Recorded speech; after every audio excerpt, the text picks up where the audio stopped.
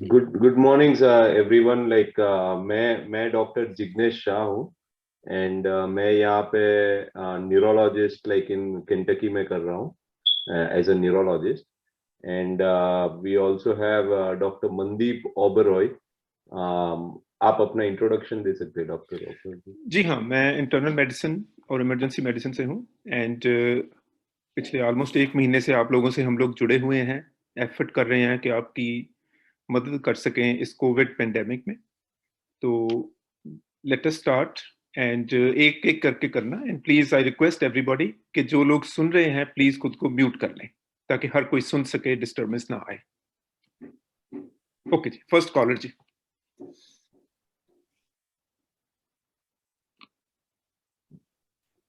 जिसे भी क्वेश्चन नमस्कार यस नमस्कार सर। मेरा नाम विक्रम सिंह है और मेरी एज 33 है। सर मैं आपसे पहले भी बात कर चुका हूं, जब मैं पॉजिटिव था उस टाइम पे भी आपकी सुझाव काफी अच्छा रहा और मैं 19 मई को वापस नेगेटिव हो गया था।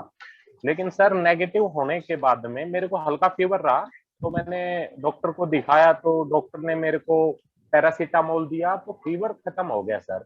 लेकिन कल दोपहर से मेरी चेस्ट में जलन है और उसके बाद में ऑक्सीजन लेवल, जो मेरा पॉजिटिव टाइम पे भी ऑक्सीजन लेवल हमेशा 95 से ऊपर रहता था, लेकिन ये कल दोपहर से ऑक्सीजन लेवल मेरा आता कुछ सेकंड के लिए ही है, 2-4 सेकंड के लिए जब मैं लेटता हूँ, लेकिन 92 तक आने लग रहा है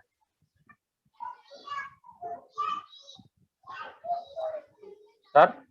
आपको कोई सांस लेने में तकलीफ हो रही है? नहीं सर, गला सूखा महसूस होता है, कभी कभी हल्का सा जलन ज्यादा हो जाती है, हल्का पेन। वो तो सर मैंने ब्लड चेक करवाया था डॉक्टर के सजेशन पे और ब्लड रिपोर्ट मैंने डॉक्टर को भी दिखाई तो सब नॉर्मल बताया और अब भी मैंने अपने इस ग्रुप में डाल दिया है, अगर आप देख सके तो। ठीक है। तो देखो, कोविड का तो चांस नहीं है। देखो, ये जो आप कह रहे हैं ना, हार्टबर्न जैसा लग रहा है, इसके लिए बिना शक वो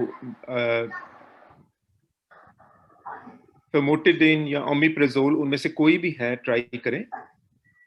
और थोड़ा मिर्ची वाली चीजें कम करें, चाय वगैरह कम करें। ये जलन वगैरह ना, इसका कोविड से नहीं है, ये प्रॉब्ली स्टोमिक से रिलेटेड प्रॉब्लम है।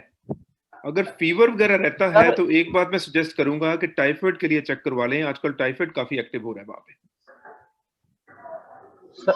सर लेकिन ये जो ऑक्सीजन लेवल जो मेरे उसमें पॉजिटिव पीरियड में भी कभी 95 से नीचे नहीं आया, लेकिन ये कल दोपहर से मैं देख रहा हूँ कि मेरा ऑक्सीजन लेवल, जो मैं हर 10 से 15 मिनट में भी चेक करता रहता हूँ, तो ये बैठने पे तो 95 से ऊपर रहता है, लेकिन लेटता हूँ तो काफी बार मेरा 92 तक जाता है। और एक चलने के बाद, जैसे मेरे को डॉक्टर ने सजेशन किया था कि आप 6 मिनट घूमने के बाद में अगर आपका ऑक्सीजन लेवल डाउन आता है, तो उसमें भी मेरा आया कुछ सेकंड के लिए, लेकिन एक बार डाउन 92 तक, लास्ट 92 तक आता है।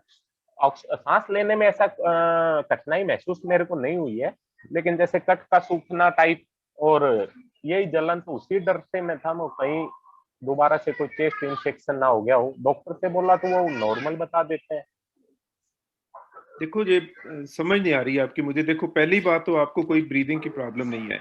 अब आप बोल रहे हो कुछ सेकंड के लिए, इसका मतलब 92 आता है फिर 95 हो जाता है। जी सर। हाँ, तो वो कोई घबराने वाली बात नहीं है। आप जस्ट वॉच करते रहें, बट जस्ट फिक्र ना करें ज्यादा। अगर ज्यादातर देखो, मोस्टली अगर टाइम लगातार, अरे वरी तब करनी है अगर लगातार लेवल लो जा रहा है आपका लेवल। अब वो ये भी हो सकता है, कई बार हम यूज नहीं करते उंगली अच्छे से। सो अगर 92 के बाद इमीडिएटली 2 सेकंड में 95 हो रहा है तो ये 95 ही है। टाइम लगता है सेंसर को ऑक्सीजन लेवल पकड़ने के लिए। सर हार्ट बीट भी 130 तक भाग रही है। हार्ट बीट, देखो, मैं तो यही कहूंगा कि अगर ये फीवर ऐसे आ रहा है ना, तो प्रॉब्ली अब टाइफाइड वगैरह के लिए चेक करवा लें एक बार। कोविड होने के बाद दोबारा होने के चांसेस कम होते हैं 90 डेज तक एटलीस्ट। कोई और चीज तो नहीं बॉडी में चल रही है, वो उसके लिए अपने आप को चेकअप करवा लें। तो सर कोई ब्लड चेक कराएं या फिर वही बोलो ना, चेकिंग? टाइफाइड के लिए चेक करवा लें एक बार, और एक सिंपल ब्लड पैनल जो है करवा लें, वो कैसे हैं। जी सर, थैंक यू सर। ठीक है ना।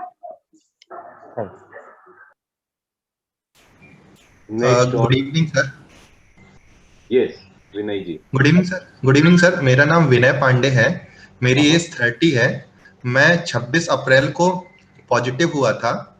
उसके बाद 4 मई को मैं हॉस्पिटलाइज्ड हो गया था क्योंकि मेरा ऑक्सीजन 90 चला गया था। वहां पर जाके मैंने HRCT कराया तो मेरा 14 आया था आउट ऑफ 25। उसके बाद मुझे रेमडेसिविर चढ़ा है, एस्ट्रॉइड चढ़ा है, और 12 मई को मैं डिस्चार्ज हुआ हूँ इवनिंग में। उसके बाद भी अभी एस्ट्रॉइड मेरा कल बंद हुआ है, ब्लड थिनर भी अभी 2-3 दिन और चलेगा। सो सर, उसके जब मैं डिस्चार्ज होने के बाद, मैं पहले तो वीकनेस था जो अभी धीरे धीरे डे बाय डे कम होता जा रहा है, बट कुछ चीजें हैं जो पहले जैसी नहीं है। लाइक एक चीज है, मोशन में ब्लड आता है स्टार्टिंग में, शुरू में, एक फर्स्ट थिंग सर। और बीच में कुछ दिन डाइजेशन का बहुत इशू था, पेट में स्वेलिंग सा अंदर से फील होता था, बट मैंने एक इसबगोल आता है वो यूज किया, तो उसके बाद थोड़ा सा पेट क्लियर हुआ 2-3 दिन तक। अभी लेकिन थोड़ा सा गैस बन रहा है, और जो मेरी हाथ की स्किन है ऊपर साइड, हथेली की और पैर की, जो वो स्किन एक जैसे मेरे फादर हैं वो 60+ है, वैसे सिकुड़ी सी है वैसा। सो अभी कौन सी ब्लड थिनर आप ले रहे हैं? आपने बोला ब्लड थिनर पे है, आपको उसका नाम पता है विनय जी? हेलो विनय जी। हाँ सर। हाँ, आप कौन सी ब्लड थिनर पे है? सर 1 मिनट देंगे मुझे, मैं कुछ 2.5 mg है जो मैं दोनों टाइम ले रहा हूँ सर। मुझे सिर्फ 30 सेकंड दीजिए, मैं निकाल। नहीं, वो समझ गया मैं, 2.5 है तो हाँ हाँ। तो आपको ब्लड एकदम फ्रैंक ब्लड हो रहा है आपको बाथरूम में? बाथरूम में नहीं आ रहा है सर, मोशन के टाइम। हाँ, मोशन के टाइम एक्चुअली रेड ब्लड है आपको? हाँ सर, रेड ब्लड है। और सर मैं बताता हूँ नाम उसका, RIVAROXABN। ओके, सो रिवरॉक्सबैन है, सो हाँ स्मॉल डोज है, बट हाँ अगर हाँ। ब्लड आ रहा है तो आई थिंक आपको वो स्टॉप करना चाहिए। Okay sir. एंड आपको डॉक्टर से सलाह करनी चाहिए कि, और एटलीस्ट लाइक स्टॉप करने के बाद देखिए कि अगर कम होता है कि नहीं। अगर कम नहीं हम्म। होता है तो आपको ब्लड वर्क करवाना है, और ब्लड वर्क में देखना है कि आपका हीमोग्लोबिन कैसे है। शायद से हीमोग्लोबिन कम होने की वजह से भी आपको वीकनेस थोड़ी हो सकती है। कभी कभार लाइक पेशेंट जो ये ब्लड थिनर पे होते हैं उनको पेट में से थोड़ा ब्लीडिंग होता है, और वो मोशन में दिखता है।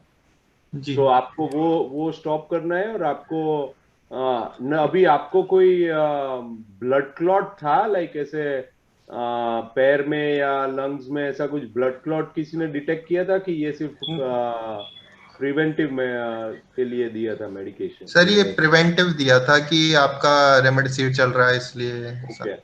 तो आई थिंक आप स्टॉप कर सकते हैं, एंड आपको फॉलो अप करना है, लाइक अगर ब्लड फिर भी हो रहा है तो आपको ब्लड वर्क करवाना पड़ेगा कि कितना हीमोग्लोबिन आपका कम नहीं हो गया हो। और सर दूसरा जो आपने हाथ और पैर का जो बताया, लाइक वो शायद से like it's probably some dehydration. तो आपको ओके। पानी और ज्यादा पीना है। कभी कभार जी जी। लाइक ये हॉस्पिटल स्टे में और जब भी उतना अच्छा नहीं लगता है तो हम पानी नहीं पीते हैं ज्यादा, और अपनी बॉडी को पानी की जरूरत भी ज्यादा होती है, और वो जी डिहाइड्रेशन की वजह से वो हो सकता है। सो आपको पानी ज्यादा पीना है। वैसे ओवरऑल लाइक अगर आपकी सिचुएशन बेटर हो रही है जैसे आपने बताया, तो आई थिंक आप ग्रेजुअली इम्प्रूव हो रहे हैं, पर लाइक ये जो मोशन में आपने जो ब्लड बताया वो थोड़ा लाइक कंसर्निंग बोल सकते हैं कि क्योंकि वो नहीं होना चाहिए। स्पेशली आप 30 साल के हो, सो वेरी यंग हो, तो आपको नहीं होना चाहिए। तो अभी फिलहाल आपको अगर कोई ब्लड क्लॉट नहीं हुआ था तो आप स्टॉप कर सकते हैं। एंड आप बाद में लाइक अगर बेटर नहीं हुआ तो वापस ब्लड वर्क करवाना पड़ेगा आपको। Sir, headache. क्या बोल रहे हैं आप? हेडेक सर, बहुत माइल्ड हेडेक, कभी कभी स्टार्टिंग में बहुत होता था, हाँ। बट अभी वो बहुत माइल्ड है। ओके अभी जैसे अभी हो रहा है मुझे। Okay, so headache is also one of the symptom अपना कोविड में। और अगर माइल्ड इम्प्रूवमेंट हो रही है तो लाइक जब भी जरूरत पड़ी, लाइक अगर बहुत प्रॉब्लम हो रहा है तो आप एक पैरासीटामोल ले सकते हैं। बट अगर इम्प्रूवमेंट हो रही है तो like I don't think you need to worry. और ओके सर। उसमें भी अगर आप जब भी पानी ज्यादा पियोगे तो आपको बेटर फील होगा। Okay sir. सर और मुझे खाने में कुछ परहेज करना है क्या? खाना खाने खाने में लाइक आप ये तीखा और वो सब मत खाइए कि जिससे पेट में इन्फ्लेमेशन ज्यादा हो सकता है। बट ओवरऑल लाइक खाने में हेल्दी खाना खाना है अपने रेगुलरली। आपको बहुत फ्राइड फूड नहीं खाना है। रात को सोने के पहले लाइक एटलीस्ट 3 या 4 घंटे पहले खाना खा लेना है। आपको ज्यादा प्रोटीन वाला खाना है, ज्यादा फ्रूट्स, ज्यादा वेजिटेबल्स खाने हैं। तो आप अगर वो ज्यादा करोगे तो आप I overall there is no restriction खाने में। बट बिकॉज आपको वो ब्लीडिंग हो रहा है तो इसकी वजह से आपको थोड़ा तीखा कम खाना है। ठीक है, ओके। अभी नेक्स्ट जिसको भी क्वेश्चन पूछना है आप अगर वो हैंड्स रेज कर सकते हैं, लाइक इसमें जूम में होता है वैसे। या सो हरीश जी अभी आप क्वेश्चन पूछिए।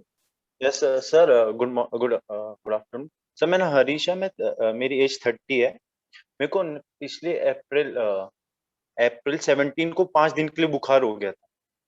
उसके बाद क्या हुआ कि बुखार सही हो गया था मेरे को, मगर मेरी स्मेल चली गई थी।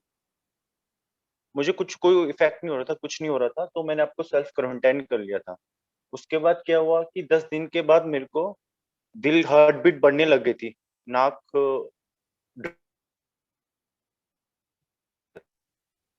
तो मेरी हार्ट बीट ये सुबह एक दिन में होती थी, फिर एक दिन छोड़ के दोबारा होती थी, फिर एक दिन छोड़ के दोबारा होती थी। 3 बार हो गया था ऐसे कि हार्ट पंप कर रहा है, मुझे ऐसा लग रहा है कि ऑक्सीजन लेवल कम है। तो थर्ड टाइम मैं हॉस्पिटल चले गया, तो उन्होंने मेरा O2 नापा, तो उन्होंने ओके है। तो डॉक्टर ने मुझसे कहा था कि यार ये पोस्ट कोविड कॉम्प्लिकेशन भी हो रही है, तो एक बार हार्ट का दिखा लो आप। तो मैं हार्ट का ECG कराया, वो नॉर्मल आया, सब ओके हुआ था। तो क्या हुआ था, मैं अकेले रहता था, फिर मैंने अपने भाई को बुला लिया था अपने साथ। तो एक मेंटेलिटी भी हो गई थी कोई साथ में है करके। तो मेरा उसके बाद से वो 2-3 दिन रुके थे, उसके बाद से मेरा ये बंद हो गया। तो मैं अपने जीजाजी से कहा था, वो भी एक डॉक्टर है, तो उन्होंने कहा था कि एंग्जाइटी हो रही है। तो मुझे इसके रिगार्डिंग ये पूछना था कि एक तो स्मेल का, मुझे अभी स्मेल अभी आना बंद हो गया, अभी मतलब आ रहा है, थोड़ा थोड़ा आ रहा है, पूरा नहीं आ रहा। और सेकंड ये क्या एंग्जाइटी था ये, और ये क्या दोबारा आ सकता है क्या, ये जो हार्ट बीट बढ़ जाती है, थोड़ा सा चक्कर आता है, इसके बारे में। देखो, पहली बात तो कोविड मोस्ट हेलो। लाइकली आपके सिम्टम से लग रहा है कि आपको कोविड था। लो ग्रेड फीवर था, स्मेल चली गई है। तो अब इसको ऑलमोस्ट अब इतना टाइम हो गया है, कोविड से आप रिकवर कर चुके हो। ये जो आप बता रहे हो ना कि हार्ट रेट का फास्ट होना, ये चीजें एंग्जाइटी से भी रिलेटेड होती हैं। जब हम एक थोड़े से पैनिकी होते हैं तो हार्ट रेट फास्ट होना शुरू हो जाता है। तो अगर हम कोविड की बात कर रहे हैं कि क्या कोविड की कोई कॉम्प्लिकेशन है, probably not. You are very young.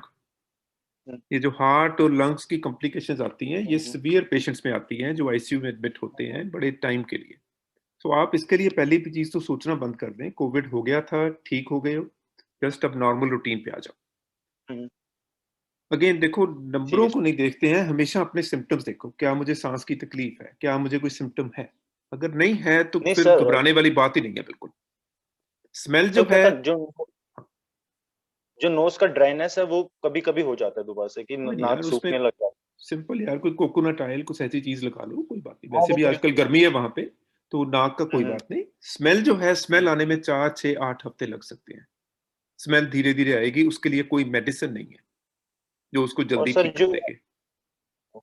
जो एंग्जाइटी लेवल है कि अब तो उसके बाद से मुझे आना बंद हो गया है। अब हाँ, अब नॉर्मल है। मुझे लग रहा है कि दोबारा आ सकता है क्या कभी, या मैं देखो, नॉर्मल रूटीन में आ जाऊँ, या फिर अभी हाँ भी हाँ परहेज हाँ, करूँ? नहीं नहीं, अब 15 दिन हो गए हैं ना। हाँ, 15 दिन से ज्यादा ही हो गया। बस ठीक है, अपनी क्वारंटीन में रहने की जरूरत नहीं है। फिर भी बाहर जाते हो, रेगुलर मास्क पहनो, regular one- precautions low. But ये फिक्र करने की बात नहीं मुझे कोविड दोबारा हो जाएगा। एटलीस्ट कोविड की हिस्ट्री ये है कि 3-4 महीने तो इम्यूनिटी बॉडी की रहती है। हाँ, फिक्र करना चाहिए कि ये वेरिएंट्स वगैरह आ रहे हैं, उसके डाउन द रोड एक्सपोजर हो सकता है, बट नहीं, ऐसे नहीं है कि 15 दिन के बाद फिर से कोविड इन्फेक्शन दोबारा हो जाती है, नहीं। और सर ये वैक्सीन लगाने का सही टाइम क्या रहेगा? कोई कह रहे हैं कि 3 मंथ्स और कोई कह रहे हैं लगा लो। देखो, अगर तो मिलती है तो लगवा लो, पर अगर 3 अच्छा, महीने तक भी लगवा मगर लोगे तो कोई इतनी बात नहीं है। जो कोविड का है, इन्फेक्शन के बाद 3-4 महीने एंटीबॉडीज इनफ होती हैं कि दोबारा इन्फेक्शन ना हो। पर ये डिपेंड करता है, अगर अवेलेबल है तो लगवा, जल्दी लगवाने का कोई नुकसान नहीं है। सर एक मुझे एक इम्यूनिटी से भी एक डिसऑर्डर है, मेरे को एलोपेशिया एरिटा है, कि इम्यूनिटी बढ़ जाती है, सेल्फ इम्यूनिटी डिसऑर्डर है, हाँ, पैचेस आ जाते हैं हेयर में और इसमें बियर्ड में, हाँ, तो उससे कुछ रिलेशन है क्या उससे? बिल्कुल नहीं। रेदर वैक्सीन जरूर लगवानी चाहिए। ये बड़ा माइनर सा अच्छा, डिसऑर्डर है, बट नहीं, जैसे ठीक है सर, अवेलेबिलिटी है थैंक वैक्सीन की, उस हिसाब से लगवा लीजिए। ठीक है sir, thank all right, Gaurav ji unmute कीजिएगा। मैं अपनी मदर की कुछ पूछना चाह रहा था। एक्चुअली 2 हफ्ते पहले करीब उनको थोड़ा सा 2 हफ्ते 3 हफ्ते हो गए, उससे पहले थोड़ा बुखार वगैरह आया था, मतलब कुछ टर्म्स थे, उनको स्मेल वगैरह आना बंद हो गया था। और उसके बाद हम लोगों ने मतलब लास्ट वीक में वैक्सीनेशन भी लिया था मम्मी के लिए। अभी क्या है कि उनकी आइस में मैं थोड़ा दिखाना चाहता हूँ आपको, आइस में एक ना रेड कलर का वो आ रहा है, मैं उसके लिए थोड़ा दिखाना चाह रहा था आपको। जैसे ये जो है ना, इसमें क्या होता है, उनको बार बार जो पलक जो है ना, उनको कंटिन्यूस ऐसा फील होता है जैसे कि वो बार बार ब्लिंक कर रही हो। और जो एक एक रेडिशनेस का मेरा बस डाउट था आपसे, बस उसके लिए कंसल्ट करना चाह रहा था सर। उनको देखने में कोई तकलीफ हो रही है? नहीं देखने में कोई दिक्कत नहीं है, लेकिन जो आइस है ना, उनको ऐसा कंटिन्यूस फील होता है कि वो ब्लिंक हो रही है कंटिन्यूसली। वो दिखता नहीं है, विजिबल नहीं है, लेकिन नीचे की जो पलक है वो कंटिन्यूसली उनको ऐसा लगता है कि ब्लिंक हो रही है। ओके, मतलब लाइक ऐसे कुछ मेजर कुछ लग तो नहीं रहा है देखने पे। ऑफ कोर्स लाइक ज्यादा अगर तकलीफ कंटिन्यू हो रही है तो आपको लाइक आंख के डॉक्टर को दिखाना पड़ेगा, बट वैसे कुछ प्रॉब्लम लग नहीं रहा है। मैं बोलूंगा कि लाइक ड्राइनेस कभी कभी हो जाती है आंख में, और ड्राइनेस की वजह से वो ब्लिंकिंग जैसा ब्लिंकिंग करना ही पड़ता है। सो तो सर उसके लिए कोई आप अगर सजेस्ट कर सेलिन ड्रॉप्स डालेंगे, सर? उसके लिए सेलिन ड्रॉप्स आते हैं आंख में डालने के लिए, तो अगर वो सेलिन ड्रॉप्स डालेंगे तो अगर बेटर लगेगा, बेटर फील होगा। कर सकते सर थोड़ा? क्या बोले आप? ड्रॉप का name suggest. Saline normal saline जो बोलते हैं ना, वो पानी जैसा ही होता है ऐसे। वहां पे उसको क्या बोलते हैं पता नहीं, मनदीप जी आपको पता है? मैंने चैट में लिखा है, आर्टिफिशियल टीयर आई ड्रॉप्स होते हैं, आर्टिफिशियल उसको दिन में 2-3 बार डाल लें। ओके, वो मैंने चैट बॉक्स में चेक कर लिया सर मिल गया थैंक यू। ठीक है, और धो लिया करें उसको 2-3 बार, उसके बाद एक ड्रॉप दोनों आंखों में डाल दिया करें। कोई फिक्र करने वाली बात नहीं है। Okay thank you okay, thank you. Thank you. All right, Divya ji. Hello hello ji, hello hello. हाँ जी, बोलो। मैं ये पूछना चाहती थी कि अपन कुछ भी खाना खाते ना, अनाज जैसे कुछ भी रोटी वगैरह, तो उसमें ईचिंग होने लगती है पूरी बॉडी में, और हाथ और पैरों में जलन होती है, और बाएं हाथ में ऊपर साइड भी दर्द होता है। कब से हो जबकि रही है? काफी लॉन्ग टाइम हो गया है, और जबकि फ्रूट्स वगैरह खाती हूँ, अगर वेजिटेबल ज्यादा खाती हूँ तो फिर रिलीफ मिलता है। अच्छा, आपकी उम्र कितनी है? 33। देखो, मैं आपकी जस्ट जो आप बता रहे हैं उससे लग रहा है कि पॉसिबिलिटी है आपको कहीं गेहूं के आटे की एलर्जी ना हो, उसको ग्लूटीन से। आपको एक बार चेकअप करवाना पड़ेगा इसका। अच्छा। थोड़ी देर के लिए ट्राई करें कि आटे को अगर जितना अवॉइड कर सकें उतना बेटर है। ये प्रॉब्लम होती है यंग पेशेंट्स में। इसका यही करें कि ऑलमोस्ट 3-4 हफ्ते के लिए उसको अवॉइड करें, और फिर देखें कि इसके साथ सिम्टम बेटर होते हैं कि नहीं। पर इसका ना सर्टेन ब्लड टेस्ट होते हैं, वो आपको करवाने पड़ेंगे, और उससे ये डायग्नोस होगा कि रियल प्रॉब्लम क्या है और उसके लिए क्या करना है। हाँ, दूध वगैरह अगर पी लो या उनकी मिठाई खाती थी तब भी होता था, तो अवॉइड कर दी, छोड़ दिया मैंने पूरी तरह से। और गेहूं का जब नहीं खाती हूँ तब अच्छा लगता है, मतलब ये प्रॉब्लम नहीं होती है। मोस्ट प्रॉब्ली आपको ग्लूटीन की प्रॉब्लम है। ये ग्लूटीन और लैक्टोज, ये दो चीजें बड़ी कॉमन है। तो प्रॉब्ली जी। दूध और ये कई बार एक दूसरे इकट्ठी भी हो सकती हैं। सो इसके ना थोड़े से ब्लड टेस्ट वगैरह करवा लें, वो एंटीबॉडीज वगैरह चेक करनी होती है ग्लूटीन की, उससे पता चल जाएगा। और उसके हिसाब से प्रॉब्ली बेस्ट यही होगा कि अगर अवॉइड कर सके तो बेटर है, क्योंकि बार बार जी। बॉडी को चैलेंज करोगे तो बार बार सिम्टम्स आते रहेंगे। जी, थैंक यू। ठीक है, you're welcome। देवांशु मिश्रा जी, आप अनम्यूट कर दीजिएगा। नमस्कार, बोलिए। नमस्कार। नमस्कार जी, थोड़ा हमको पेट संबंधी शिकायत रहती है। किसकी शिकायत रहती है? पेट संबंधी, जैसे गैस की प्रॉब्लम रहती है, पैखाना साफ नहीं होता है, और करीब ये दिक्कत मुझे 2 सालों से है। उधर कुछ पैर में प्रॉब्लम हो गई थी, इसलिए चलना फिरना बंद हो गया था, तभी से प्रॉब्लम हमको शुरू हुई है। और अब तक भी दिक्कत है हमको। तो जैसे गैस उसकी दवा वो खानी होनी पड़ती है, फिर लैट्रिन होने के लिए भी दवा खानी पड़ती है। बहुत दिक्कत, मैं करीब साल भर से मैं चल रहा हूँ। तो इसका समाधान बताइए कृपा करके। वेल, आपको ये कोविड की वजह से तो नहीं है ऑब्वियसली? ऐसी तो कोई बात नहीं है, पहले से दो साल पहले से सब समस्या हमको है। तो एक एलोपैथ दवा आती है एसीलॉक, वही हम खाते थे। एसीलॉक नाम की एक दवा आती है, वही खाता समय। और जिसे तमाम लोगों ने तमाम तरह की दवाइयां बताए, हर दवाइयों को आजमाया, फिर भी 10 का 10 बना हुआ है ऐसे ही। नहीं, आपको एसिडिटी की प्रॉब्लम हो सकती है उसको। जी वही है। हाँ, तो उसके लिए आपको उसके लिए कुछ दवाइयाँ आती है, उसको बोलते हैं लाइक पेंटोप्राजोल करके बोलते हैं उसको, या ओमेप्राजोल, रेनिटिडीन। अभी आपको उसमें से कोई दवाई एक चालू करके देखना पड़ेगा। हम प्रिस्क्रिप्शन तो और नहीं दे सकते हैं। आपको वहां पे लोकली डॉक्टर को मिलके वो उनको बताना पड़ेगा एंड वो दवाई दे सकते हैं। हम यहाँ पे वो दवाई नहीं दे सकते। ये मनदीप जी ने लिखा है इसमें दवाई के नाम चैट बॉक्स में, तो आप वो देख लीजिए। और आपको वहां पे ही डॉक्टर को लोकली दिखाना पड़ेगा, क्योंकि हम यहाँ से दवाई नहीं दे सकते हैं। जी वो तो है, सही। जी ठीक है, थैंक यू, धन्यवाद जी। Ritesh Shrivastava ji, unmute yourself. Good afternoon, sir. Good afternoon. Actually, I have been a long patient from last 1 month, और मनदीप सर मुझे जानते भी हैं। एक्चुअली मैं 1.5 महीने पहले सर आपको मैंने कांटेक्ट किया भी था। 1.5 महीने पहले मुझे कोविड हुआ था 6-7 अप्रैल को, जब मैंने आपसे कांटेक्ट किया था। और फिर लास्ट 3-4 डेज से मुझे फीवर रह रहा है। और कल आप नहीं थे, लेकिन मैंने इस चीज को फिर से डिस्कस किया था, बट आप कल नहीं थे। तो क्या करना चाहिए सर फर्दर? फिर टेस्ट करवाना चाहिए या पैरासीटामोल देना चाहिए रेगुलर? फीवर के साथ कोई और सिम्टम भी है? नहीं सर, ना ही थ्रोट में मेरे प्रॉब्लम है, ना ही वो लॉस ऑफ टेस्ट है स्मेल। लास्ट टाइम जितने भी सिम्टम थे उसमें कुछ भी नहीं है, बस फीवर है।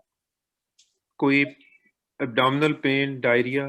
कुछ भी नहीं सर, बस फीवर जा रहा है। कल तो 5-5, 6-6 घंटे पे फीवर हुआ, और आज मुझे थोड़ा कम है, अप्रॉक्स 100 गया है 2 बार। और ये 3 दिन हो गए हैं फीवर को? हाँ सर, 3 दिन। देखो, चलो पैरासीटामोल तो कोई नुकसान नहीं है, ले सकते हो, पर एक ना बेसिक ब्लड वर्क CBC करवा लो। हाँ सर, थोड़ा पता चल जाए। एंड मैं दोबारा फिर कहता हूँ कि जस्ट अगर फीवर ऐसे रहता है ना 1-2 दिन, तो टाइफाइड के लिए जरूर चेक करवा लें। टाइफाइड काफी हो रहा है आजकल। हाँ सर, और एक मेरी और क्वेरी थी सर, मैंने आपको मेल भी किया था आज मॉर्निंग में। एक पेशेंट है जिनको कल ब्रेन पे थोड़ा चोट लगा था, वो साइक्लोन के कारण। जी। और फिर उनको सजेस्ट किया गया CT स्कैन के लिए, जो रिपोर्ट मैंने आपको मेल में अटैच किया था। एक्चुअली वो अटैचमेंट नहीं मिली मुझे, मैंने तभी आपको जवाब दिया। मुझे लग रहा है आई थिंक मेरे आईपैड में कोई प्रॉब्लम, मैं वो इम्प्रेशन पढ़ के बता दूं क्या आपको? हाँ बोल दे, दैट्स फाइन, बोल दीजिए। एक्चुअली उसमें लिखा हुआ है फाइंडिंग में, there is evidence of focal hyperdense lesion at left temporal region. Okay, बस इतना ही लिखा हुआ है, और इसको लोकल डॉक्टर ने बता दिया कि ये ब्लैक फंगस का प्रॉब्लम है। उनको और कोई सिम्टम नहीं है? कुछ भी नहीं सर, और कोविड से रिकवरी हुए 6 मंथ से ज्यादा हो गया। अब सलाह लेनी हो तो है डॉक्टर साहब अवेलेबल। मुझे लगता तो नहीं सर कि ये ब्लैक फंगस होना चाहिए, क्योंकि वो तो 6-7 दिन में काफी ज्यादा बढ़ जाता है। पर्चा दो मम्मी के, थोड़ा पढ़ के बता दें डॉक्टर साहब। Akshay, you want to comment? ये एक ट्रॉमेटिक इंजरी है and they did the CAT scan. या नहीं, आप जो ये जो रिपोर्ट जो देखे बताए, उसका मतलब है कि लाइक उनको थोड़ा ब्लीडिंग इनसाइड हुआ है ब्रेन में। सीटी स्कैन में ये वाइट फंगस ब्लैक फंगस ऐसा कुछ नहीं है, ये थोड़ा ब्लीडिंग हुआ है। तो उसकी वजह से आपको वहां पे एक न्यूरोलॉजिस्ट या न्यूरोसर्जन को दिखाना पड़ेगा, क्योंकि ये जो पेशेंट है उनको ब्लड प्रेशर मेक श्योर करना पड़ेगा कि कंट्रोल में है, क्योंकि कभी कभी वो बढ़ भी सकता है। तो उनको जल्दी लाइक एक न्यूरोलॉजिस्ट को वहां पे दिखा दीजिएगा प्लीज। और कोई सर आप सजेस्ट करेंगे फर्दर टेस्ट? फर्दर टेस्ट जरूरत पड़ सकती है वापस एक कैट स्कैन करने के लिए, कि देखने के लिए अगर बढ़ रहा है कि नहीं, कम हो रहा है, बढ़ रहा है कि नहीं। और अभी अगेन देखे बिना हम बता नहीं सकते हैं, बट कभी कभी हमको एमआरआई भी करना पड़ता है, तो वो देखने के लिए कि और कोई रीजन है कि नहीं। मोस्टली ये आपकी अगर वो गिरे, उनको चोट लगी है, तो वो तो ट्रॉमा की वजह से ही होगा। तो बट आपको न्यूरोलॉजिस्ट को दिखाना होगा। ऐसे रीसेंट मैंने सर किया है मेल को अटैच करके, एक बार आप उसको देख लीजिएगा। ठीक है, मैं देख लूंगा, बिल्कुल ठीक है। पर ये बिल्कुल इनकी एडवाइस फॉलो करें कि मेन यही है कि रिस्क है कि वहां ब्लीड हुई है, वो बढ़ रही है, सेम रह रही है, पर इसको ब्लैक फंगस के साथ कंफ्यूज ना करें सर। वो तो लोकल डॉक्टर ने सर बोल दिया ना, और वो भी एमबीबीएस एमडी है। मुझे थोड़ा सरप्राइजिंग लगा कि 6 मंथ्स हो गए और नहीं, that's okay, don't worry about that. But like ये जो थोड़ा ब्लीडिंग हुआ है, so we can not ignore that. So मतलब आपको वहां पे दिखाना पड़ेगा न्यूरोलॉजिस्ट को एक वहां पे। Sure sir, thank you sir. Okay sir. Vikas Yadav ji. नमस्ते सर। सर मुझे 1 तारीख को कोविड हुआ था। अभी तक पूरी तरह से मतलब हाथ पैरों में दर्द रहता है, जल्दी से थकान हो जाती है। तो ये कॉमन सिम्टम हो सकता है, like post Covid post viral syndrome बोलते हैं उसको। और बॉडी में जब भी वायरल इन्फेक्शन होता है, सो कोविड इन्फेक्शन एक वायरल इन्फेक्शन है, तो अपनी बॉडी स्लोली रिकवर होती है ग्रेजुअली ओवर काफी हफ्तों के बाद। कोई पेशेंट जल्दी रिकवर हो जाता है, कोई पेशेंट को थोड़ा ज्यादा टाइम लगता है। बट ड्यूरिंग दिस टाइम अभी आपको ज्यादा से ज्यादा लाइक पानी पीना है, हाइड्रेशन अच्छा रखना है, काफी पानी पिए, फ्रेश जूस पीजिए, ज्यादा फ्रूट्स और वेजिटेबल खाइए, खाने में बराबर लाइक टाइम पे खाइए, रात को सोते टाइम लाइक ऑलमोस्ट लाइक 7-8 घंटे की नींद अच्छी होनी चाहिए। ये स्लोली करोगे तो आप स्लोली आप बेटर होते जाओगे। सो ये आपने जो सिम्टम बताया वो कॉमन है, और स्लोली रिकवर भी हो जाते हैं। सर एचबी की कोई प्रॉब्लम तो नहीं होती? हीमोग्लोबिन अगर आपका कम होता है तो वो हो सकता है, बट वही अभी आपको अभी फिलहाल बिकॉज कोविड हुआ है, सो लाइक अभी थोड़े टाइम देखिए, अगर आपको कंटिन्यूसली होते ही रहा है तो लाइक एक बार डॉक्टर के साथ जाके ब्लड वर्क करवा सकते हैं और हीमोग्लोबिन चेक कर सकते हैं। आपको कुछ ज्यादा ब्लीडिंग होती है? नहीं सर, अभी तो नहीं होती ब्लीडिंग। बस तो अगर कुछ ज्यादा प्रॉब्लम नहीं है इसमें, तो लाइक आपको हीमोग्लोबिन बाद में अभी चेक करवाने की जरूरत नहीं है मेरे हिसाब से। थोड़े दिन देखिए, और अगर आपको फिर भी सिम्टम्स बेटर नहीं हो रहे तो हाँ आज जी। एक बार हीमोग्लोबिन चेक करवा दीजिएगा। Okay sir, thank you. Thank you. Rahul Dubey ji,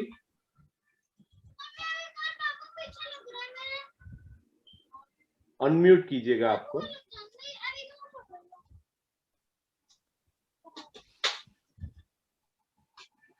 okay, Rohit Singh ji, आप अनम्यूट कीजिएगा। या, आप सभी को नमस्कार। नमस्कार। नमस्कार सर, जैसा कि मैं बताया था, मैंने पहले भी इस मीटिंग में आप सभी को बताया था, हम लोग एक सोशल सर्विस ऑर्गेनाइजेशन चलाते हैं, परमार्थी युवा समाज सेवा संस्थान। तो वर्तमान में सर कोविड के केसेस तो हमारे पास कम आ रहे हैं, परंतु न जाने क्यों ब्लड के केस बहुत ज्यादा आ रहे हैं, ब्लड की रिक्वायरमेंट बहुत ज्यादा आ रही है। और जितने भी हमारे पास रजिस्टर्ड डोनर थे, जिनका डाटा हमारे पास था, ऑलमोस्ट सभी डोनेट कर चुके हैं। और अभी वैक्सीनेशन भी चल रहा है यहाँ पर। तो कुछ डोनर ऐसे हैं जिन्होंने अभी अभी वैक्सीन लिया है, तो डॉक्टर उन्हें मना कर देते हैं कि आप डोनेट नहीं कर सकते। तो क्या सर प्लीज आप इस पे थोड़ा सा प्रकाश डालेंगे कि एक्चुअल में ये वो डोनेट नहीं कर सकते, या फिर कुछ ऐसा भ्रम फैला हुआ है यहाँ पर? मेरा ख्याल नहीं है इसमें कोई प्रॉब्लम होनी चाहिए। वैक्सीन लेने के बाद 2 वीक के बाद आप ब्लड डोनेट कर सकते हो। सिर्फ ये होता क्या है कि 2 वीक का जो पहला टाइम है ना, जब तक एंटीबॉडीज नहीं बनी, तो इन केस वो बंदा अगर कोई उन्होंने इन्फेक्शन कैच किया है तो that can be passed on, but नहीं, 2 वीक के बाद एब्सोल्युटली वो पर्सन ब्लड डोनेट कर सकता है सेफली। तो इसमें हमें निश्चिंत रहना है कि 2 वीक के बाद वो कर सकता है? जी जी जी, बिल्कुल। कोई एज लॉन्ग एज वो पर्सन हेल्दी है, फीवर नहीं, कोई सिम्टम्स नहीं, कोई आपको सस्पिशन नहीं है कि उस बंदे को पॉसिबल कोई इन्फेक्शन और नहीं है। और वो वैसे भी ब्लड डोनेशन के टाइम देखना पड़ता है कि वो बंदा सिक ना हो। अरविंद जी, आप अपना म्यूट कीजिएगा। अरविंद अरोड़ा जी,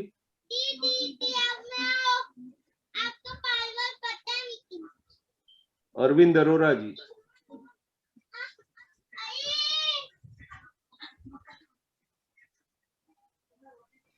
ओके, रोहित सिंह जी, आपको और कोई क्वेश्चन है? हेलो। नो सर, मेरा इतना ही क्वेश्चन था। Thank you for. Thank you Rohit ji. Thank you sir. Rahul Dubey ji. Yes sir. Sir ये मेरा भी क्वेश्चन है, म्यूकोरमाइकोसिस जो है ब्लैक फंगस से था सर रिलेटेड। सर जैसे ये पोस्ट कोविड होता है, यहाँ चल रहा है, तो क्या जिनको कोविड नहीं हुआ है? मीटिंग में था, सो मैं बात करता हूँ इनसे ये मीटिंग ओवर होने के बाद। इसमें 2-3 पेशेंट रोहित जी, आप म्यूट कीजिएगा प्लीज।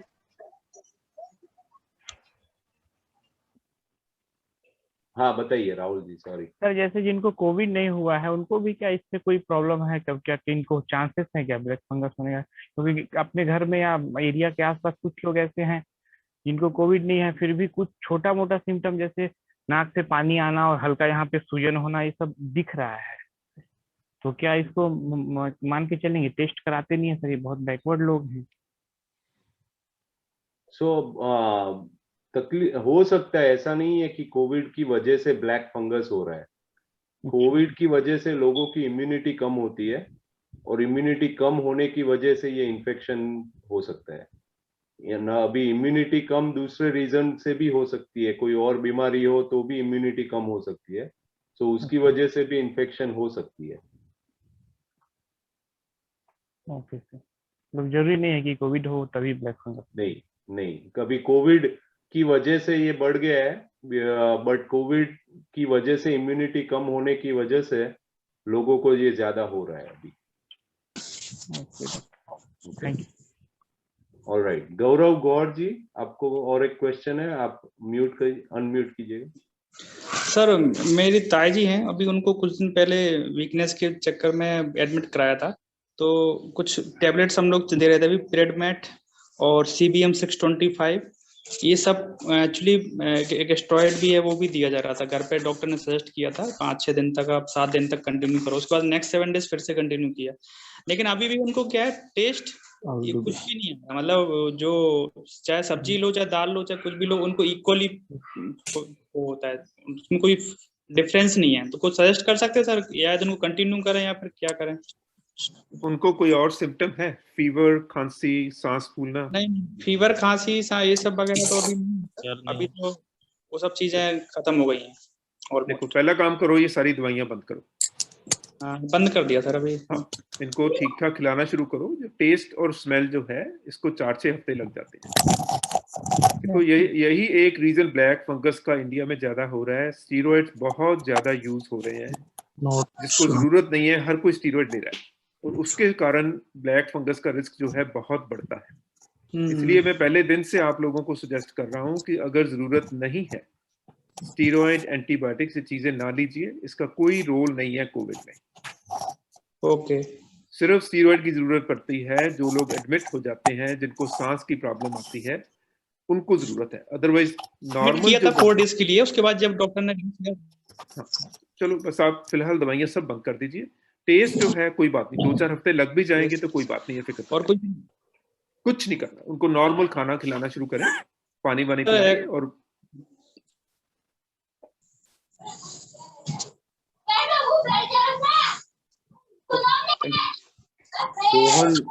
सोहन भाई अपना म्यूट कीजिएगा प्लीज। सारे लोग म्यूट कीजिए, जिसको बोलना है वही सिर्फ अनम्यूट कीजिए प्लीज। सोहन भाई,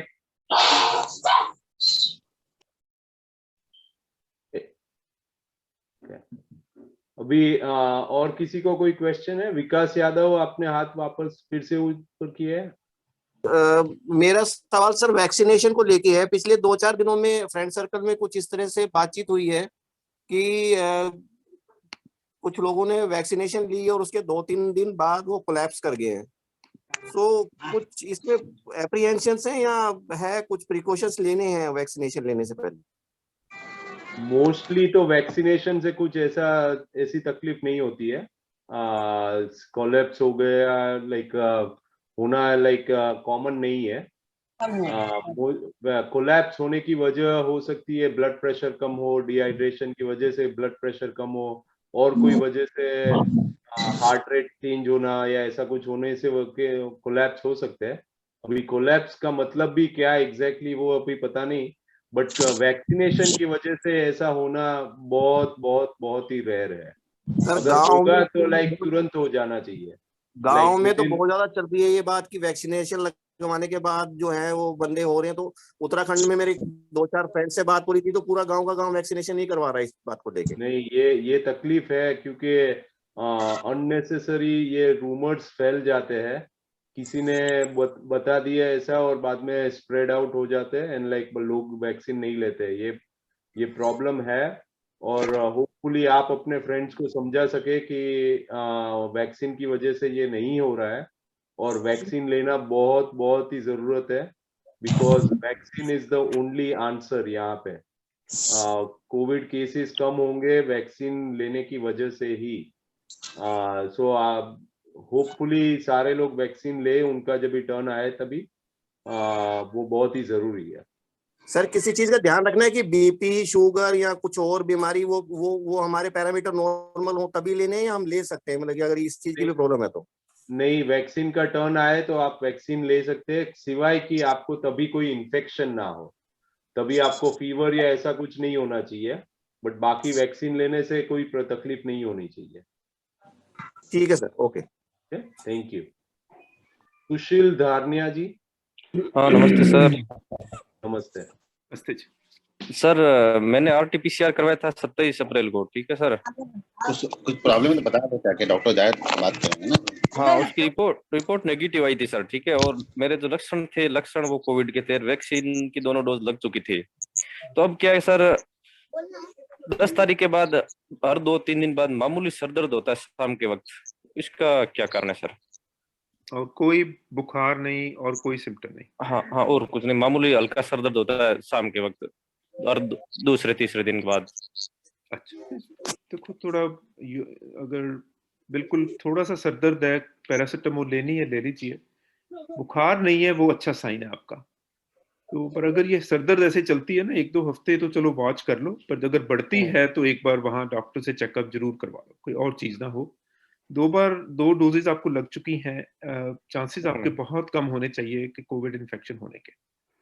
और जैसे सर आज मैंने दिन में भोजन में दही लिया था, तो दही का तो कोई रोल होता नहीं होगा? नहीं, नहीं, नहीं, नहीं, बिल्कुल नॉर्मल खाना खाएं, कोई रोल नहीं है ऐसा कोई। ठीक है, थैंक यू सर। ठीक है ना, श्योर। देवेंद्र जी अपना म्यूट कीजिए प्लीज। देवेंद्र जी म्यूट कीजिए। All right, Ritesh Shrivastava ji unmute कीजिएगा। सर एक और क्वेश्चन था मेरा वैक्सीन से रिलेटेड। जैसे अभी मैं थोड़े दिन पहले पॉजिटिव हो गया था जैसा मैं बताया, तो अभी प्रेफर्ड कितने दिन बाद मैं कोवैक्सीन ले सकता हूँ? इंडिया में रिकमेंडेशन है कि 3 महीने के बाद, क्योंकि अगर कोविड पॉजिटिव हुए हो तो उसकी वजह से आपको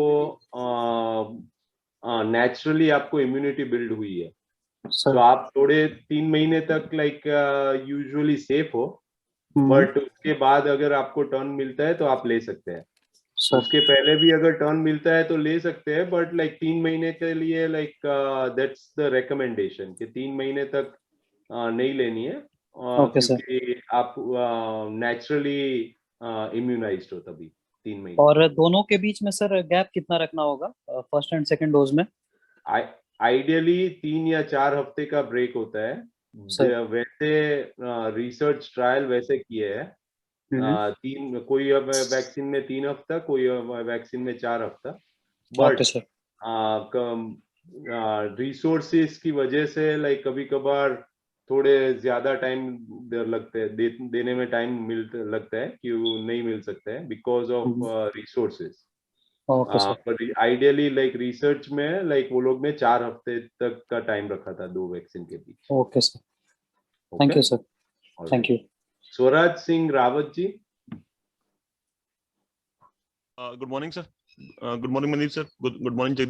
good morning Swaraj ji. Good morning sir. मैंने लास्ट टाइम शायद आपको एक मेल करी थी रिपोर्ट मनदीप सर को, अगर आपने देखी हो उसमें क्या हो सकता है पेशेंट्स को मेल करते। मैं ना चेक करता हूँ स्पैम अपना। ओके, मुझे एक बार फिर भेज दीजिए। मेरा सवाल सर एक बार फिर फॉरवर्ड कर, दोबारा फॉरवर्ड कर दूंगा। मेरा एक सर क्वेश्चन ये था, मैं अभी थोड़ा रेस्ट करके उठा था, मैंने देखा टाइम काफी ज्यादा हो गया, तो मैं ट्रैवल कर रहा था किसी के लिए, उसमें पेशेंट का प्रॉब्लम शुगर लेवल जो आजकल जो हो रहा है सर, काफी पेशेंट जो डायबिटीज वाले जो है उनकी कंडीशन काफी ज्यादा खराब हो रही है। और जैसे कि अभी ये प्रमाद सेवा मध्य प्रदेश अमित भाई बता रहे थे कि ब्लड को लेकर काफी डिमांड हो रही है, तो इसमें ये पहले प्लाज्मा की डिमांड थी, अब ब्लड की डिमांड है। ये सर ये मतलब इसमें ये अचानक से रेज होना, ऐसा क्या कारण है? मतलब प्लाज्मा बंद हो गया है, अब ब्लड की डिमांड हो रही है, क्योंकि ऑपरेशन तो सर होते नहीं है, ये तो नॉर्मल ट्रीटमेंट चलता है, तो इसमें ब्लड की डिमांड की एकदम से सडनली हाई क्यों हो रहा है? ये नहीं, देखो कोविड के कारण ब्लड काउंट नीचे जाना और उसकी ब्लड ट्रांसफ्यूजन की जरूरत पड़ी, इसका कोई कोरिलेशन नहीं है। अगर हम कोविड से रिलेट करें तो कोविड से हो सकता है एनीमिया, बट बहुत कम, इतना हद तक नहीं है कि हर दूसरे तीसरे पेशेंट को ब्लड चाहिए, नहीं। अब प्रॉब्लम यह है कि वहां पे ना हर जो प्रोवाइडर्स भी हैं आपके वहां पे, वो अपने रूल बना देते हैं। मुझे यही है आप सुन के दिमाग में चल रहा था कि कहीं ऐसा तो नहीं है कि प्लाज्मा का डाटा आया कि प्लाज्मा यूज ना करो तो किसी ने ये बात छोड़ दी है कि जी ब्लड लेना शुरू कर दो। ब्लड का कोई फायदा नहीं है, 1% भी फायदा नहीं है ब्लड लेने का। पर वो ब्लड क्यों दिया जा रहा है ये देखना चाहिए कि वाकई पेशेंट को एनीमिया है, रीजन क्या है, क्यों ब्लड की डिमांड बढ़ रही है। क्योंकि कोई ना अनफॉर्चुनेटली अभी तक भी कोई स्टैंडर्ड गाइडलाइन नहीं बन पा रही है कंट्री में, इसीलिए हर रीजन में, हर शहर में, हर गांव में अपने अपने वो रूल्स बन रहे हैं। वो जिसको जैसा लगता है वैसा वो पेशेंट बेचारा तो जब फंसा हुआ है वो बेचारा कुछ भी सुनेगा, पर इसके पीछे प्रॉपर रीजन नहीं समझ आ रहा मुझे कि ब्लड का तो कोई लेना देना नहीं है कोविड के साथ। दूसरा सवाल मेरा ये है अभी एक मेरी पेशेंट था, देहरादून में रहता हूँ मैं, उत्तराखंड देहरादून में, तो वहां से करीबन 100-150 मीटर दूर पे पेशेंट था, उससे मिलने गया था मैं आज। तो उसकी कंडीशन ये थी कि उसका ऑक्सीजन लेवल तो खैर ऑलमोस्ट मतलब कभी 70s पे आता है, कभी 60s, फिर 80s, तो और उसको पेशेंट को आईसीयू नहीं मिला हुआ, ना ही बाई पाइप पे है वो, नॉर्मल O2 पर रखा हुआ, तो मेरे ख्याल सर्वाइवल कंडीशन तो ऑलमोस्ट कम हो रही है उसके लिए। तो हम इसमें सर मतलब इसमें ट्रीटमेंट क्या हम मतलब डेक्सोना उनको दे के थोड़ा इम्प्रूव करके उसको दे सकते हैं, और उसको फिर हम कोशिश करें कि उसको बाईपाइप और आईसीयू का बेड मिले, इसमें मतलब चांसेस कितने हैं सर उसके? उम्र क्या है पेशेंट की? सर उम्र तो उनकी है मेरे ख्याल से सर 75 के अराउंड है सर। हाँ, ये देखो, एक पेशेंट है जो वाकई सिक है, डेफिनेटली इस पेशेंट को स्टीरॉयड चाहिए, इस पेशेंट को ऑक्सीजन, नॉर्मल ऑक्सीजन से डिफरेंट मोड में चाहिए, बाईपैप मिल जाए, वेंटिलेटर मिल जाए, पर ये पेशेंट बिलोंग करता है आईसीयू में। तो किसी तरह अगर आईसीयू बेड मिल जाए तो डेफिनेटली ये patient top of the list पे होना चाहिए, बट स्टीरॉयड डेफिनेटली देने चाहिए इस पेशेंट को, इसका ट्रीटमेंट ही स्टीरॉयड है। ओके, मेरे सवाल एक और है मगर वो बहुत इंपॉर्टेंट ये है, नॉर्मली क्या जैसे कि आप बता रहे थे कि हर कोई अपने रूल बना रहा है यहाँ पे इंडिया में, जिनकी कंडीशन, जिनके सीटी स्कैन जब होता है तो उनके लंग्स में ऑलमोस्ट 100%, जिसका स्कोर 25 आउट ऑफ 25 हो या 24 आउट ऑफ 24, मतलब स्कोर पूरा है उसका कि भी पूरा इन्फेक्शन है इसको दोनों लंग्स में, उसके बाद उसका जो रेस्पिरेटरी सिस्टम है O2 लेवल विदाउट ऑक्सीजन वो 88 और 86 तक होल्ड करता है। वहां पे डॉक्टर उसे ये कंसल्ट करते हैं कि आप बाईपाइप का इंतजाम कर लीजिए, बाईपाइप लग सकता है, जो कि आदमी 3 दिन तक ऑक्सीजन पे, वो नॉर्मल O2 बेड पे, जिसे हम नॉर्मल बेड कहते हैं, अगर हमारे लिसनर सुन रहे होंगे, अगर ये इस बात पे गौर करेंगे तो उनको समझ में आएगा कि बाईपाइप का मुझे चलन समझ में नहीं आ रहा कि नॉर्मल O2 बेड पे वो जब वो 88 पे सरवाइव कर रहा है, 80 से नीचे नहीं आ रहा, तो उसको बाईपाइप के लिए डॉक्टर लोग फोर्स करते हैं। देखो फोर्स वाला कारण क्या, मतलब बाईपाइप ऐसा क्या हथियार है जो जिससे इंसान को ऑक्सीजन क्या बहुत तेज स्लो हो जाता है एकदम से? होता क्या है कि देखो, ये जो कोविड से जो निमोनिया होता है ना, ये इन्फ्लेमेशन हो जाती है लंग टिश्यू की। सो काफी पार्ट लंग का वो स्कोर पे डिपेंड करता है, जितना स्कोर हाई है इसका मतलब उतना टिश्यू डैमेज हो चुका है। सो वो नॉर्मल लंग का काम है कि ऑक्सीजन आप ब्रीथ करते हो, ऑक्सीजन लंग टिश्यू से ब्लड में जाती है और ब्लड लेके सारी रेस्ट ऑफ द बॉडी में जाता है। अच्छा, जब वो इतना बड़ा पार्ट इन्फ्लेम हो गया है, वो काइंड ऑफ वो पार्ट काम नहीं कर रहा, उसी के कारण ऑक्सीजन सप्लाई फ्रॉम जो लंग्स टू ब्लड है वो कम हो जाती है, ऑक्सीजन लेवल फॉल करना शुरू हो जाता है। सो अगर किसी पेशेंट का ऑक्सीजन लेवल 80s में चल रहा है, 85, 86, तो पहली बात तो ये पेशेंट स्टीरॉयड पे होना चाहिए। दूसरा, बुरी एडवाइस नहीं है कि बाईपैप का इंतजाम कर लो कि एक आध दिन में, 2 दिन में अगर ऑक्सीजन लेवल फर्दर ड्रॉप करता जाता है तो बाईपैप देना जरूरी है। बाईपैप क्या होता है? Oxygen given under pressure. Okay, so वो आपके जो लंग टिश्यू में बेटर पेनिट्रेट करती है और ताकि वो ब्लड में जा सके। नॉर्मल ऑक्सीजन जो है वो पेनिट्रेट नहीं करेगी। सो अंडर प्रेशर वो फर्क है ऑक्सीजन देने का जो तरीका है। बाईपैप इज अंडर प्रेशर ताकि वो ज्यादा जा सके, क्योंकि वो धीरे धीरे करके लंग टिश्यू जो है वो काम करना बंद कर दे। ओके, मतलब आपका कहने का मतलब ये है कि जो सीवियर कंडीशन होगी, मतलब ये सर, और सीवियर कंडीशन में ऑक्सीजन फ्लो तेज होना चाहिए लंग के लिए, तेज और अंडर प्रेशर होना चाहिए। Under pressure, okay. जैसे वो प्रेशर से तुम ऑक्सीजन दे रहे हो, नॉर्मल ये नहीं नाक में ऑक्सीजन लगा दी तो अपने आप जा रही है, नहीं। Okay sir, over to Jignesh ji sir, over. तो वो जो मशीन है ना, वो काफी हद तक हेल्प कर रही है कि ऑक्सीजन लंग टिश्यू में जा सके। ये रूल है इसका। Okay okay, thank you sir, thank you. Sure, good question Swaraj Singh ji, thank you. और किसी को अभी कोई क्वेश्चन है? राहुल दुबे जी, आपका हाथ अभी भी ऊपर है। सर, आपको कोई सर ये बोल रहा था मैं, जैसे आपने बोला कि मतलब कि लो इम्यूनिटी के कारण माइक्रो जो ब्लैक फंगस है वो हो रहा है, सर कैसे एक नॉर्मल कैसे पहचानेंगे सर बिना टेस्ट कराए लो इम्यूनिटी? वेल, टेस्ट तो करवाना पड़ेगा, राइट? लाइक विदाउट टेस्टिंग पता नहीं चल सकता है जी। सो अगर तकलीफ हो रही है लाइक, तो टेस्ट तो करवानी पड़ेगी। क्या टेस्ट होगा सर? वो अभी मुझे भी एग्जैक्टली पता नहीं है वहां पे कैसे टेस्टिंग करवाते हैं। मनदीप जी, आपको आइडिया है like for black fungus? Like जी ब्लैक फंगस या जैसे लो इम्यूनिटी सर, जैसे इम्यून सिस्टम किसी कमजोर है उसको कैसे मतलब आइडेंटिफाई करेंगे?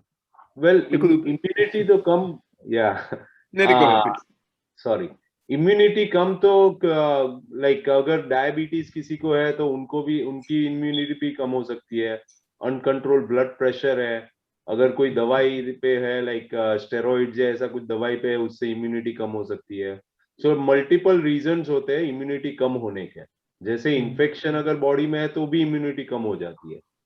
इम्यूनिटी कम होना मतलब लाइक बॉडी की जो फाइटिंग मैकेनिज्म जो होती है वो थोड़ी वीक हो जाना, और वो कोई सिम्टम्स से पता कोई सिम्टम्स से पता चल पाएगा क्या सर, वो जैसे बॉडी में वैसे नहीं पता चलता है, नहीं सिम्टम से वैसे नहीं पता चलता है।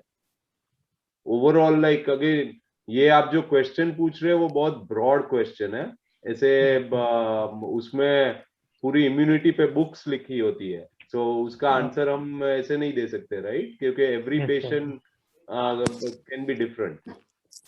तो अलग अलग पेशेंट हो सकते हैं, उनकी हिस्ट्री अलग हो सकती है, सो उस पे हम ऐसे ब्रॉड टर्म में बता सकते हैं, बट ऑब्वियसली ऐसे नहीं बता सकते कि ऐसा एक सिम्टम है उसका पता चल गया कि ओके इसकी इम्यूनिटी कम है, यू नो। जगदीश सर, मैं हितेश बोल रहा हूँ। जी जी, good morning. Mandeep sir, good evening हमारे इंडिया में। जी जी जी। मेरा एक सवाल था कि मेरे एक दोस्त है साहब, तो उनके जो फादर है ना, उनके किडनी की प्रॉब्लम है, तो वो मतलब उनको ये पूछ रहे थे कि उनको जो लगवाना चाहिए कि नहीं लगवाना चाहिए ये अपने वैक्सीनेशन। बिल्कुल लगवाना चाहिए जी, एब्सोल्युटली। उनकी जब भी अपॉइंटमेंट मिल सकती है उनको वैक्सीन लगवा दीजिए। वो क्या उनके किडनी की प्रॉब्लम बहुत ज्यादा हो गई थी साहब, तो कोई बात उस हिसाब से।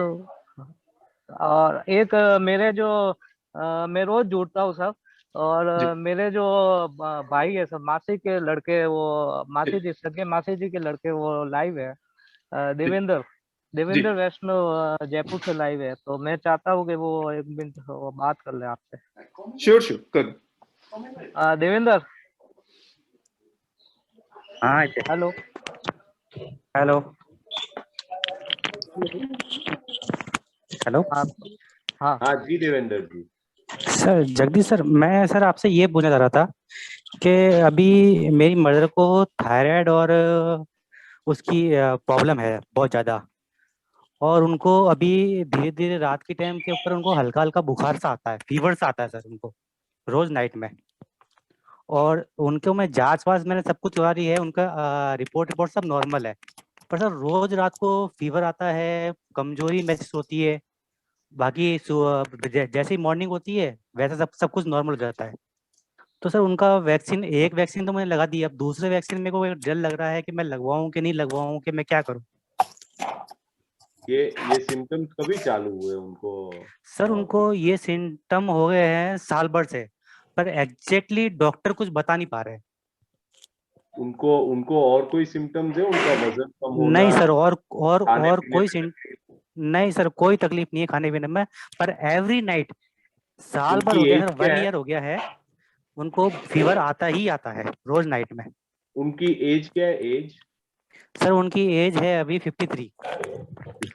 और वो उनको आपने फीवर मेजर किया है, कितना फीवर आता है? सर उनको 99 से 101 तक आता है इनको फीवर। Okay okay. सो कभी कभार लाइक लोग जो भी फीमेल्स लाइक मेनोपॉज से जाते हैं उनको ऐसे नाइट स्वेट्स हो सकते हैं, शायद से वो तकलीफ हो। तकलीफ नहीं बोल सकते, ये तो नेचुरल फिनोमेना नहीं बोल सकते हैं, बट अगर वजन कम हो रहा है या ऐसा कुछ हो रहा है तो कभी कभार लाइक बॉडी, चेस्ट और एब्डोमेन की सीटी स्कैन करवानी पड़ती है टू मेक श्योर के कोई अलग बीमारी ना हो। कभी कभी कैंसर या ऐसा कुछ होने की वजह से ऐसा हो सकता है। तो सर उनका पूरा का पूरा बॉडी चेकअप मैंने करवा लिया है, अच्छे से डॉक्टर को मैंने दिखा दिया है, बॉम्बे हॉस्पिटल में दिखा दिया, बॉम्बे के अंदर, जयपुर में दिखा दिया, SMS वगैरह सब में। और उनके यानी कि सब रिपोर्ट नॉर्मल, सारी रिपोर्ट नॉर्मल सर। और थायराइड उनका अभी 100 mg की गोलियां चल रही थी उनके, अभी उनकी जो गोली चल रही है वो 75 mg की चल रही है। पर सर ये एवरी नाइट फीवर आना कुछ समझ में नहीं आ रहा सर, ये प्रॉब्लम। सो थायराइड लेवल्स क्या है उनकी, पता है आपको? नहीं सर, वो मैंने चेक नहीं करी है, पर टैबलेट का मैंने देखा है कि 100 mg की जगह अभी उनके 75 mg की चलती है टैबलेट। तो थायराइड ऊपर और नीचे होने की वजह से भी होता है ऐसे सिम्टम्स। सो अगेन लाइक अगर पूरा बॉडी चेकअप करवाया है और सब कुछ सही है तो I think like it could be just part of menopause. जी जी जी जी जी जी। तो कंटिन्यू टू मॉनिटर और अभी वहां पे डॉक्टर को रेगुलरली चेकअप करवाते रहिएगा लाइक जी जी। फॉलो अप में, एंड टू मेक श्योर कि अगर बाकी अगर ऐसा कुछ नहीं हो रहा है तो आई थिंक कुछ ज्यादा डेंजरस कुछ ऐसा लग नहीं रहा है। ओके जी सर, पर ये सर मैं ये कह रहा हूँ कि सेकंड वैक्सीन मैं लगवाऊं कि नहीं लगवाऊं सर, मैं क्या इस बार का भी? यस, सेकंड वैक्सीन लगवाइए प्लीज। अच्छा लगवा दूं sir? Yes yes. Okay sir, okay okay, यही question sir. Thank you. Okay sir, thank you. Hello, भी एक लास्ट क्वेश्चन ले लेते हैं विनीत हेलो। जी। ये हाँ, सर जी ये सर मुझे 35 दिन हो गए हैं कोरोना निगेटिव हुए, बट मुझे अभी भी खांसी और बलगम हल्का हल्का आता है, तो इसके लिए सर मैं क्या करूं? और मेरे को पीछे मतलब चेस्ट में और बैक में अभी भी हल्का हल्का भारीपन लगता है, मतलब जैसे कुछ रखा हुआ है, तो सर इसके लिए क्या करूं मैं? कोई बुखार नहीं, कुछ नहीं? सर बुखार नहीं है। कोई बात नहीं, ये सिम्टम जो थोड़ी बहुत खांसी है ना, ये 4-5 हफ्ते रह जाती है। इसको जस्ट थोड़ी बहुत स्टीम लें, गर्म पानी पी लें और थोड़े बहुत वो कॉफ ड्रॉप से ले लें, ये धीरे धीरे चला जाएगा। आप चलना फिरना शुरू करें, चलोगे तो लंग थोड़े और ओपन अप होंगे, पर ये कोई फिक्र वाली बात नहीं है बिल्कुल।